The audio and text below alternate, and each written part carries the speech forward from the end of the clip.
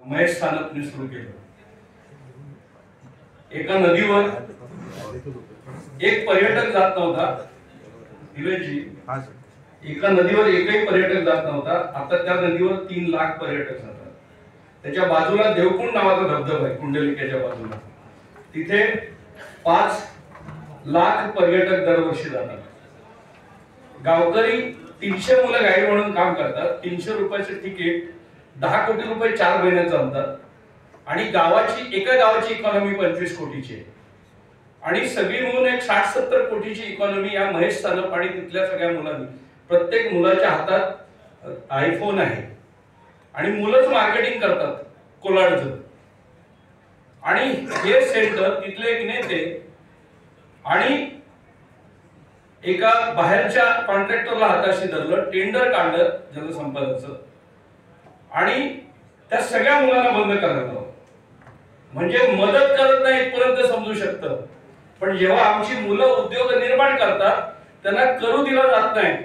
ते देवकुंडचा धबधबा, तिथे दरवर्षी पावसाळ्यात पर्यटक येतात, तर प्रशासन तिथे बंदी टाकतं 2 महिने पर्यटक येण्यासाठी। हाऊस बोट, गेल्या वर्षी पहिली हाऊस बोट सत्यवान दर्देकरने बनवली। त्याला साहेब 6 महिने परवानगी दिली नाही आणि नोटीस काढली। नंतर भांडून ती परवानगी मिळवली। घाटावरच्या वायनरी 20 वर्ष झाल्या, पण आमच्या माधव महाजनांची वायनरी पहिली या वर्षी अप्रूव्ह झाली आणि पहिली मायक्रो वायनरी कोकणामध्ये सुरू झाली। अशा साहेब आपल्याला 1000 वायनरी कोकणामध्ये करायच्या, अशा आपल्याला 1000 हाऊसबोट कोकणामध्ये करायच्या। वॉटर स्पोर्ट्स कोकणात आहेत। 1 कोटी रुपयाची इन्व्हेस्टमेंट आहे साहेब। 1 वर्षाचं लायसन्स देतात। कुठली बँक कर्ज देईल? शेवटी ती जमिनी विकून लोक वॉटर स्पोर्ट्स करतात, पण त्यांना दरवर्षी लायसन्स काढायला महाराष्ट्र मेरीटाईम बोर्डाकडे जावं लागतं। मायनिंगला परवानगी आहे, पण चिरेखाण काढायला परवानगी नाही। नद्या वाळूने भरल्या, पण वाळू काढायला परवानगी नाही। सगळं अनधिकृत करायला परवानगी आहे कोकणामध्ये, पण अधिकृत करायला परवानगी नाही।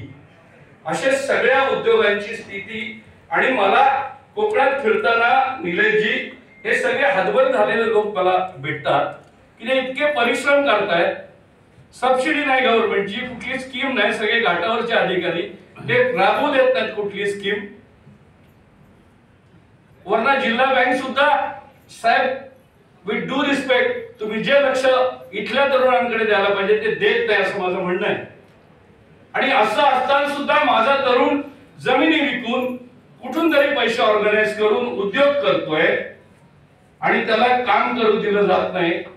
आणि म्हणून निलेशजी, मी 30 वर्ष एका पक्षाचं काम करतोय, त्या पक्षाचं काम मी बंद केलं, ऑफिशियल अनाउन्स केलं आणि याच्यापुढे आयुष्यात कुठल्या पक्षाचं काम करणार नाही। आणि या सगळ्या विषयामध्ये परवाचं आंदोलन मी पहिलीच